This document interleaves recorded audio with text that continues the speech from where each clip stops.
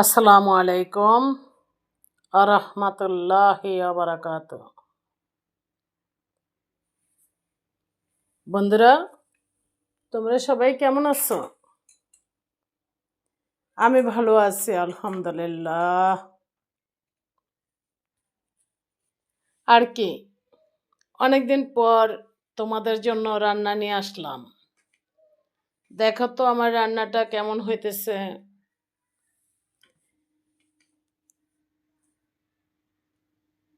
তো রান্না করি আর কথা বলি।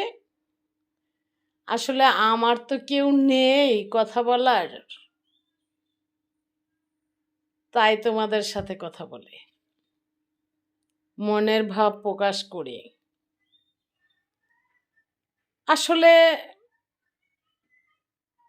ইচ্ছা করেই কাউকে নেই, কারণ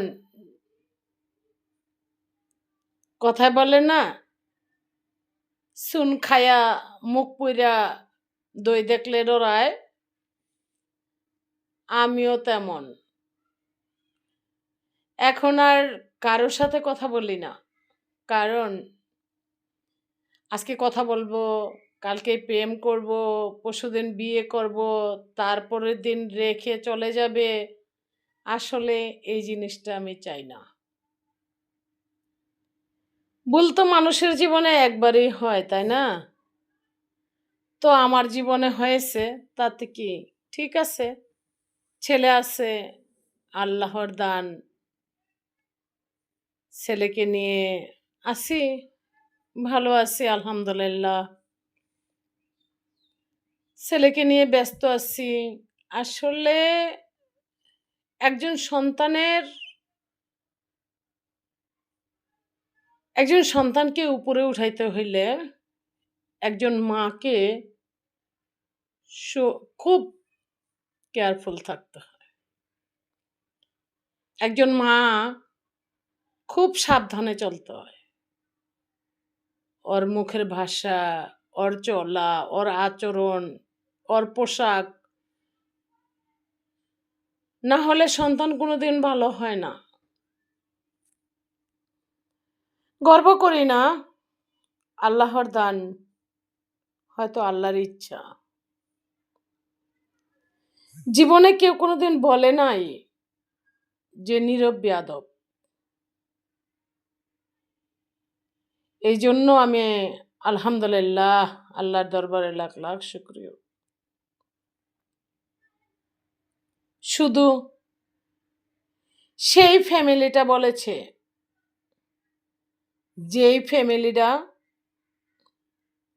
আমারে 20 বছর আগে থেকে কষ্ট দিতেছে, কষ্ট দিচ্ছে, আর কষ্ট সইতে সইতে এখন আর আমার কোনো এসব কোনো ব্যাপারেই মনে করি না। এখন ওদের নামের উপরে ঘৃণা করে, ওরা ছাড়া দুনিয়ার কেউ আমার সন্তানকে খারাপ বলে নাই। আর যদি আমার সন্তান খারাপ হইতো, তাহলে কম্পিউটার সায়েন্সে পড়তে পারতো না, তাহলে ওদের মতো গাঞ্জুটি নেশাখোর হইতো। একজন নেশাখোর আমি কোনোদিনও পছন্দ করি না, আর করব না। এটা আমার ওয়াদা। এই জন্যই নিজের শরীরের রক্ত পানি করে সন্তানকে বড় করেছি,